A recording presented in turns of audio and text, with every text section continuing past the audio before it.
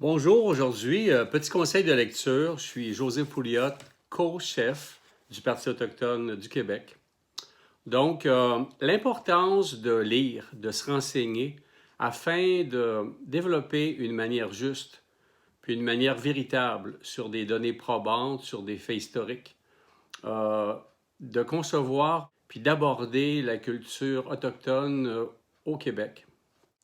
Afin de vous aider à naviguer davantage, vous pouvez aller écouter sur YouTube un ensemble de conférences ou de participation de l'anthropologue Serge Bouchard, ainsi que Denis Delage.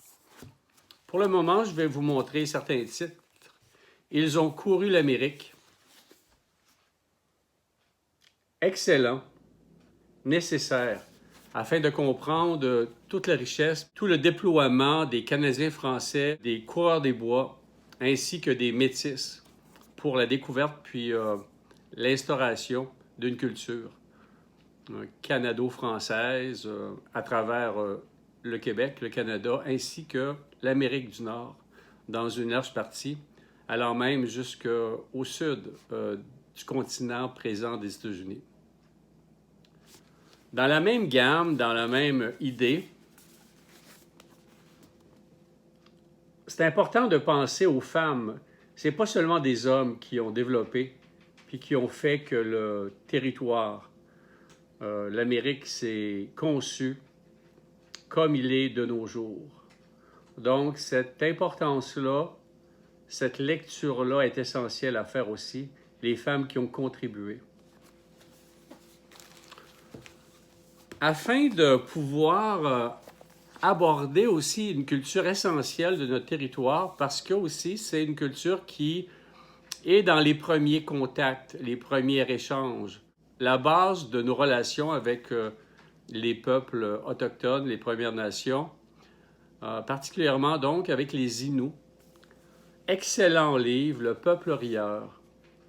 C'est à lire absolument.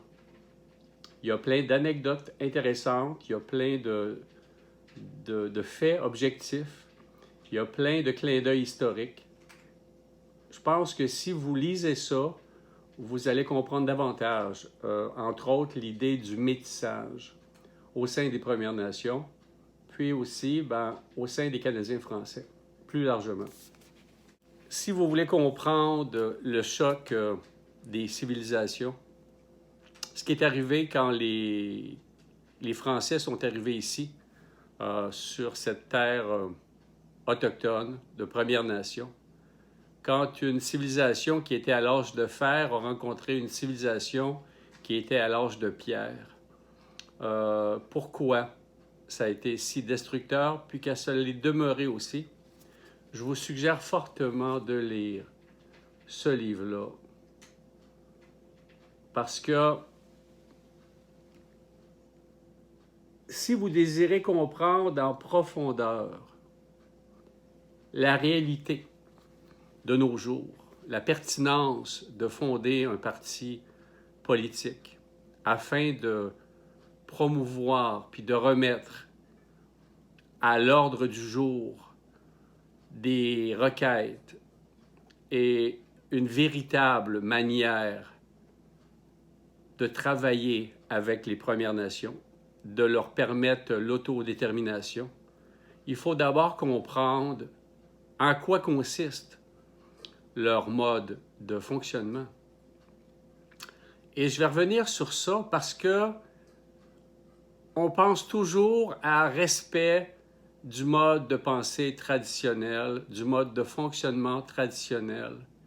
Et on veut protéger ce bagage-là. Mais il ne faut pas oublier aussi que si les Premières Nations n'avaient pas été polluées, n'avaient pas été confinées, n'avaient pas été violentées, n'avaient pas été génocidées, mais simplement accueillies, si le Canada français avait continué de se développer sans l'arrivée des Britanniques, c'est fort probable que la civilisation autochtone aurait atteint, plus que fort probable, c'est certain, donc l'âge de fer, et aurait développé sa propre politique et son propre rapport à l'économie de marché et aurait sûrement permis une manière de faire sur le territoire du Québec et du Canada qui aurait été un modèle. Parce que de nos jours, la loi du marché, l'économie libérale, c'est un désastre. Et c'est malheureux qu'on n'ait pas pu profiter de cette ouverture que l'histoire nous a un instant pendant 160 ans proposée, mais qui effectivement a été balayée par des arrogants, puis des colonisateurs qui avaient aucun respect, qui considéraient les Premières Nations comme des êtres inférieurs, mais totalement inférieurs, avec lesquels on pouvait signer des traités puis ne pas les respecter, puis qu'on pouvait même proclamer des ventes d'État, c'est-à-dire de donner à des gens qui rapportaient des scalps de Mi'kmaq, par exemple, on pouvait leur donner de l'argent, des scalps d'hommes, mais aussi de femmes et d'enfants. Si vous voulez en savoir davantage sur ça, ce n'était pas nous, les sauvages, de Daniel N. Paul. Je vous suggère de lire ça. C'est un livre qui est un petit peu aride parce qu'il y a beaucoup de références aux traités, aux proclamations, aux lois, aux procès-verbaux.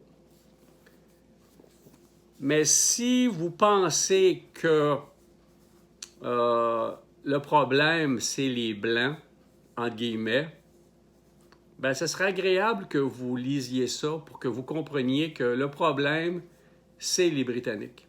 C'est l'arrivée des Britanniques. Puis, l'honorable M.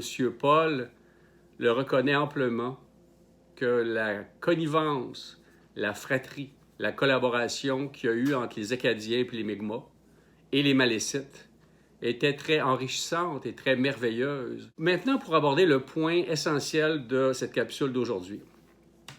On parle de préserver un héritage ancestral.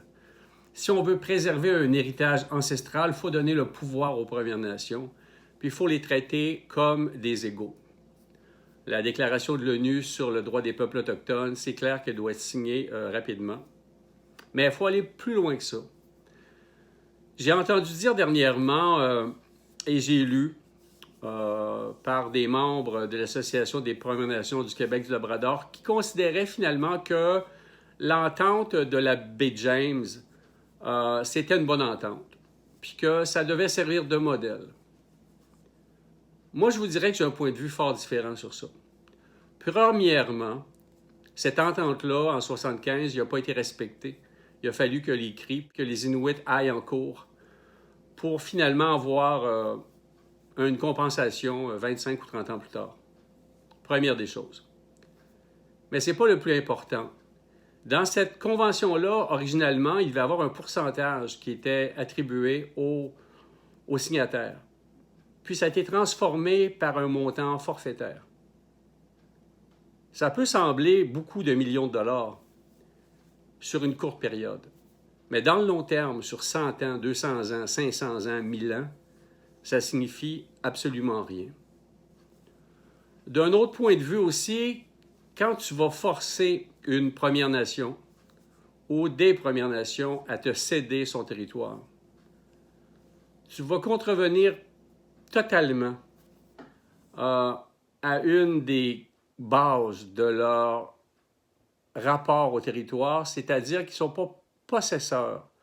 Ils ne possèdent pas ce terrain-là. Et la notion de propriété privée, les Britanniques l'ont pas mal obligé, l'ont forcé.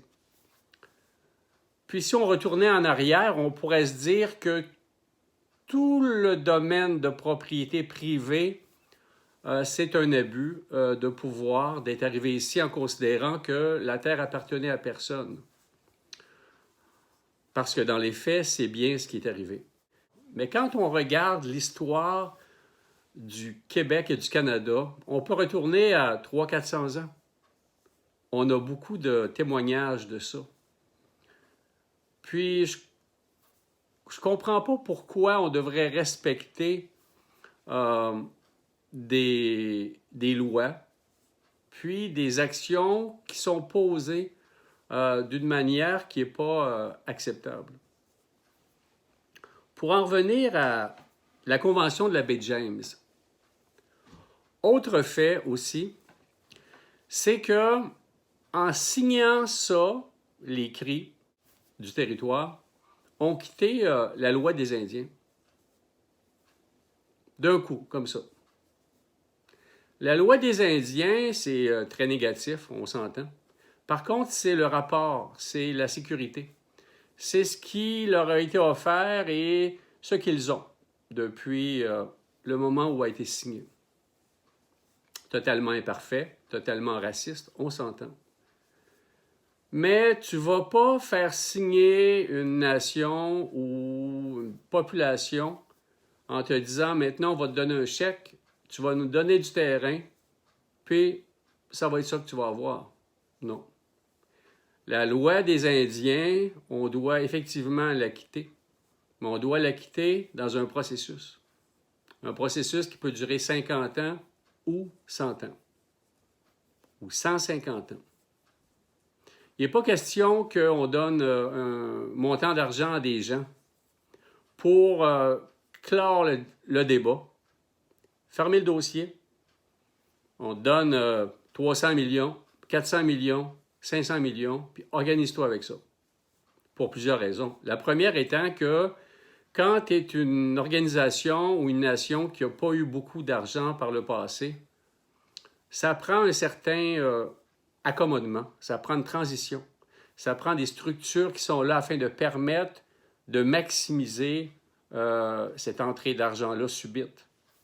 Parce que comme pour n'importe quelle personne qui reçoit beaucoup d'argent d'un coup et qui n'en a pas eu avant, c'est pas clair que tu vas maximiser cette occasion-là qui va se révéler l'unique occasion parce que tu vas céder ton terrain. Tu vas te retrouver de l'autre bord de ça avec pas grand-chose, finalement. Donc, on doit développer un transfert qui va s'échelonner, qui va permettre de placer des structures afin de guider, afin de s'assurer que lorsqu'il va y avoir des gros montants qui sont transférés à des communautés, que ces communautés-là puissent maximiser cette entrée d'argent-là.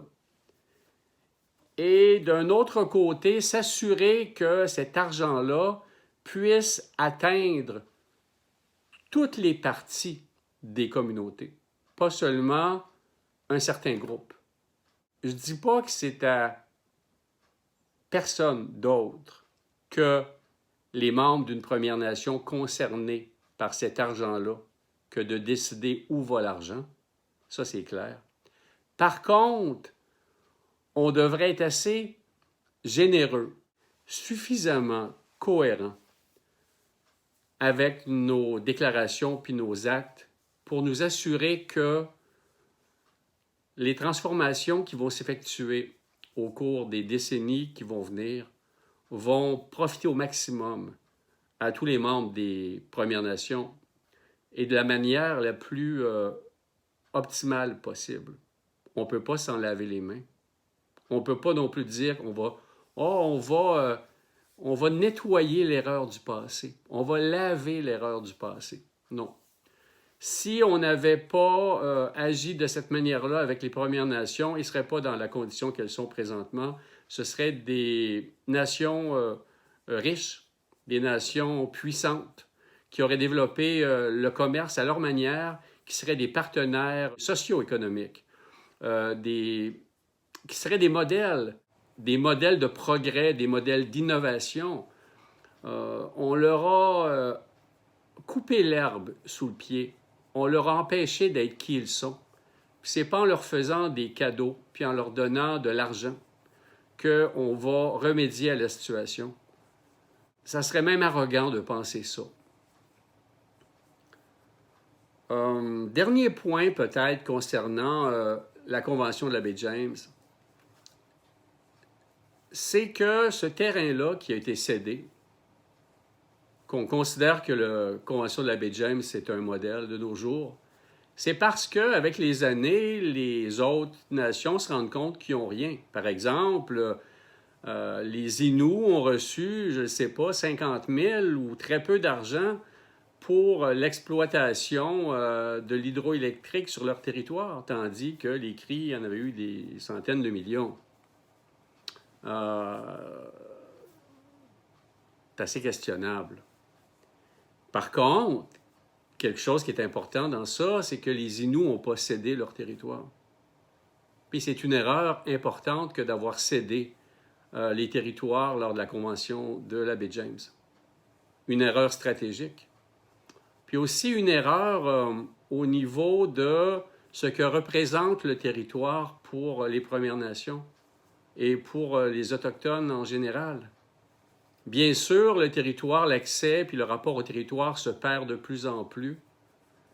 Et entre autres, c'est un des défauts de cette convention-là qui dit que si tu quittes le territoire, tu vas en ville, pendant 10 ans, tes privilèges sont suspendus, puis après 10 ans, ben, tu n'en as plus de privilèges. Mais voyons donc. Pourquoi mettre des conditions? Ça ne fonctionne pas non plus. C'est bien clair que de la manière dont les choses évoluaient, que tu ne vas pas donner des droits à des gens, entre guillemets. Non.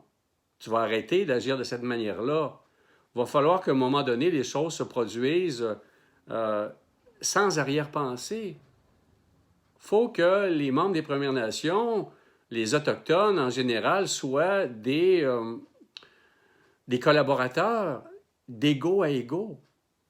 Il faut que tout le travail qu'ils doivent faire maintenant pour être reconnus à travers la Cour, à travers des causes sans fin, que ça cesse, puis qu'on reconnaisse de gré à gré, comme j'en ai parlé précédemment, qu'on leur reconnaisse des droits, des statuts du territoire, puis qu'on leur permette de faire de l'argent, puis de se constituer en tant que nation pour qu'ils puissent un jour ou l'autre prendre le retard de 150 ans qu'ils n'ont pas pu prendre. Puis il faut arrêter de penser que d'avoir des préjugés, de dire, ben là, quand même, tu sais, il est à l'âge de pierre, ben blablabla, ils devraient être contents de protéger leur héritage traditionnel. Bon, j'ai quelque chose d'important à dire sur ça. La loi dit que, par exemple, je regarde les problèmes qu'il y a avec les Mi'kmaq et la pêche, que le traité de 1745 ou SOWAT leur accorde de la pêche de subsistance, parce qu'à l'époque, c'est ce qu'ils faisaient. Mais c'est totalement ridicule, ça. Parce que si on n'était pas intervenu, ou on leur avait laissé la possibilité de s'épanouir, les Mi'kmaq, ils auraient développé comme les Acadiens ou les nouveaux Écossais, ils auraient développé la pêche commerciale. De nos jours, la pêche commerciale, ça serait une activité traditionnelle pour eux autres. Donc, on ne peut pas dire qu'on va leur remettre simplement des droits de subsistance ou les droits qu'ils ont perdus en 1745. Non. Il faut remettre ça de niveau. Il faut leur permettre la même vitalité, puis les mêmes possibilités que le reste de la population. Donc oui, c'est important de protéger un héritage puis des traditions, mais il ne faut pas focusser là-dessus seulement. Il faut leur donner la possibilité d'être dans le 21e siècle avec tous les outils, tout le soutien dont ils ont besoin, puis d'arrêter de les materner, puis de jouer ce game-là qu'on va sauver une espèce en voie de disparition. Ce n'est pas une espèce en voie de disparition, c'est des êtres humains avec une civilisation. Puis s'ils sont rendus là, où est-ce qu'ils sont maintenant, c'est parce qu'il y avait très grand pouvoir de résilience, les relations d'égal à égal. Il y avait une politique différente de protection basée sur le don et le contre-don. Je te donne quelque chose, puis tu es en dette avec moi, tu me donnes de quoi, puis je t'endette avec toi, puis finalement, on est toujours un peu en dette l'un vers l'autre, puis on va partager les richesses, on ne va pas les accumuler on va être un modèle de bienveillance l'un pour l'autre. Donc, cette manière de faire-là, si on leur avait permis de la vivre jusqu'à nos jours, il y a bien des Blancs, entre guillemets, qui iraient suivre des cours dans les universités de Première Nation pour développer ce modèle-là parce que c'est pas mal plus inclusif, puis il y aurait un pas mal moins grand décalage entre les riches, exagérément riches, une poignée d'enfants de chiennes, comme disait René Lévesque, puis les gens qui sont pauvres, qui sont obligés de s'endetter comme des caves, puis que le moindrement qu'il y a une pandémie, qui doit faire faillite ou qui s'inquiète constamment, c'est pas acceptable. Ce modèle-là a fait faillite, sauf pour les gens riches. Donc, moi, en tant que Canadien français métissé, je peux me nommer comme ça pour l'instant, parce qu'on travaille sur une dénomination qui serait meilleure pour l'ensemble des métissés du Québec. Mais en tant que Canadien français métissé, j'ai pas mal évolué dans ma propre vie sur le troc, sur le don et l'échange et le partage. À travers les 60 années que j'ai passées, mon père, mes grands-parents, puis ma famille, les gens qui nous entouraient, on a fonctionné comme ça. Je ne dis pas tout le monde, mais une grande partie. Puis cette façon de collaborer-là, puis de s'entraider, devrait être à la base de nos échanges avec les Premières Nations puis les Inuits. Puis on devrait arrêter de vouloir s'enrichir sur leur dos ou de considérer que ce qu'on va leur donner, ça fait partie d'un rapport de perte et de profit. On va évaluer que c'est pas si payant que ça d'agir comme ça, même si ça serait bon pour eux, fait qu'on fera pas ça. Mais on va agir plutôt de cette manière-là parce que c'est payant de leur donner de l'argent parce qu'on va leur retirer ça. C'est la même chose qu'à l'époque quand on leur donnait du brandy pour leur soutirer des signatures puis des terres ou de les engager dans des combats guerriers contre nos ennemis. Au lieu du brandy de nos jours, c'est les millions de dollars. On n'a pas changé. Il faut arrêter ça. Il faut arrêter ça une fois pour toutes. Au plaisir. Salut.